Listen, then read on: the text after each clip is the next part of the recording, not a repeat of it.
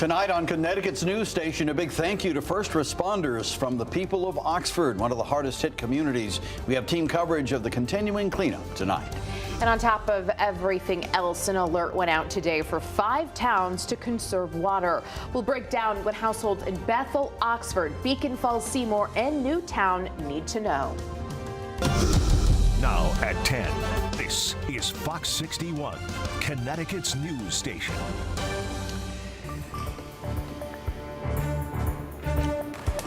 Connecticut's recovery from this week's catastrophic flooding isn't the only big story we're following for you tonight. Good evening and thanks for joining us. I'm Brent Harden. And I'm Sarah Sanchez. We're glad you chose Fox 61 News at 10 to find out what's happening here at home. Tonight we're also watching what's happening in Chicago. And we're keeping our eyes on the Democratic National Convention as the party prepares to welcome Vice President Kamala Harris. She'll accept the nomination to run for president tonight and make her case for why voters should choose her. That hasn't happened yet, but we'll take you there live when it does. So until then, we are starting with the latest aftermath of Sunday's storm, beginning with new video showing the heroism first responders displayed, putting their lives on the line and saving people caught in the floodwaters on Sunday. Go ahead and grab that. This way. A driver found himself stranded when floods swamped this road in Newtown and turned it into a river. Police rescued him using their high water rescue vehicle, which is capable of maneuvering in up to 4 feet of water. And this was just one of dozens of rescues they performed. The department's also sharing new drone video with us. Here you can see how badly rail lines were torn up from all the flooding. This is a stretch of the Housatonic Valley Railroad, or what's left of it. This section runs parallel to Route 25. The water carved a new valley and destroyed the ground right under the rails. Now, the State Department of Transportation shared these pictures with us today showing crews working to repair state roads. Governor Ned Lamont says they are making good progress, reopening more than a dozen state roads or highway ramps. But you can see just how much work is left to be done. Tonight in Oxford, folks are offering a special thank you to the first responders. A ceremony was held at the Quarry Walk to thank the volunteer firefighters, police officers, EMS, and all the help from surrounding departments. First responders have been working tirelessly since Sunday. At the Sitting Duck Tavern, there was music, free food, and speeches from town leaders. Property owner Tom Haynes put this together. He says it's a way to show his gratitude to those on the front lines of the disaster response. As first responders, there's a thing called first responder burnout, right?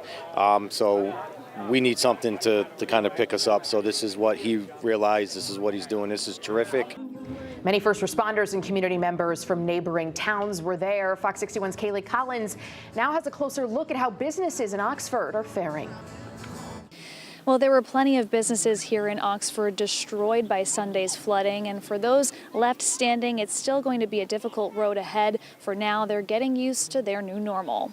A typically bustling shopping plaza in Oxford. This Monday, it was a ghost town. Seeing a stark difference in customer flow due to roads destroyed by floodwaters and residents dealing with damage. Well, I actually tried to open Monday night, but unfortunately I had staff that was unable to actually leave their house. The devastating flooding is expected to impact business throughout the valley for the foreseeable future. It's really going to take some time, and the longer this goes, we're so afraid that we're going to start to see businesses that weren't flooded be impacted to have to shut their doors. The Quarry Walk in Oxford is made up of 55 businesses that employ over 2,000 people. And until we can get our roads open, these businesses here are going to suffer. Shake This Smoothie Bar is among those impacted businesses. Whatever we were able to put into this all my life savings. So, trying to make sure that it stands. I'm trying to make sure that for what we have and what I can do, that we can at least help out. But it's kind of scary. While grateful for all the local assistance, Hainu said he believes there should be greater state and federal aid. Some of the resources that we were told that were supposed to come here haven't shown up yet. I do also understand that most of our bridges are out, but just that little bit of help of just directing traffic would absolutely be able to get more people up here, and we can get them back home and safe. While they wait for that help, they're trying to take it day by day. We're going to work our hardest to make sure we give the best service, the best food, and just let people know they can get here. That's the biggest thing. People didn't know they could get here. One thing that the community could do is just go out and shop and spend some time in your local stores, whether it's Seymour, whether it's Beacon Falls, Southbury, or here in Oxford. Despite the hardship, these businesses have seen a tremendous amount of support from the Valley community and beyond. They're hoping that that support will continue in the months ahead as they continue to work on repairs here. Reporting in Oxford, Kaylee Collins, Fox 61, Connecticut's news station. Well, they deserve that, thanks for sure.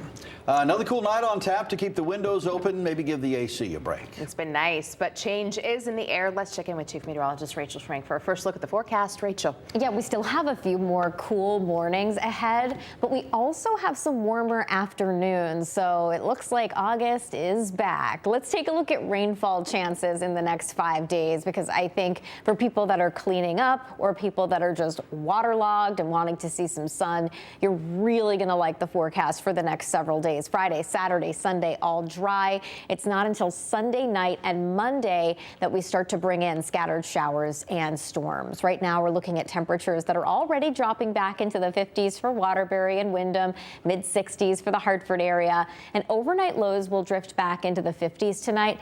I don't think it's quite as cool as the last 2 nights have been, but we are still in that refreshing category. And as they said, it's an open up the windows kind of night for sure. Tomorrow is a transition day leading to a warmer weekend. After a cool, refreshing start, we see highs edging up towards 80 as we head through the afternoon. We're looking at lots of sunshine from start to finish.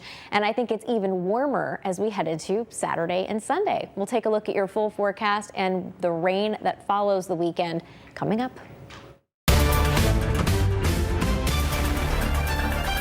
Thank you, Rachel. As we mentioned at the top of the hour, this is a big night for Democrats at the DNC in Chicago. So let's take a live look at what's happening out there right now. Actress Eva Longoria is addressing the crowd of delegates and their guests tonight. Right before her was Michigan Governor Gretchen Whitmer. Before her, there was just a group of veterans on stage addressing the crowd.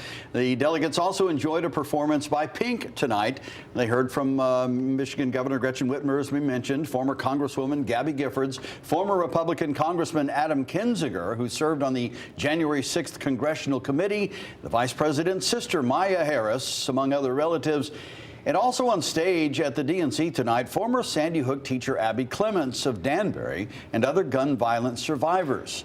Clements recalled tonight what she and her second graders endured the day of that awful massacre back in 2012. 154 gunshots blaring. Hiding in the coats, trying to sing with my students, trying to read to them, trying to drown out the sounds. Terror, crying, running. I carry that horrific day with me. 20 beautiful first grade children and 6 of my beautiful colleagues were killed. They should still be here.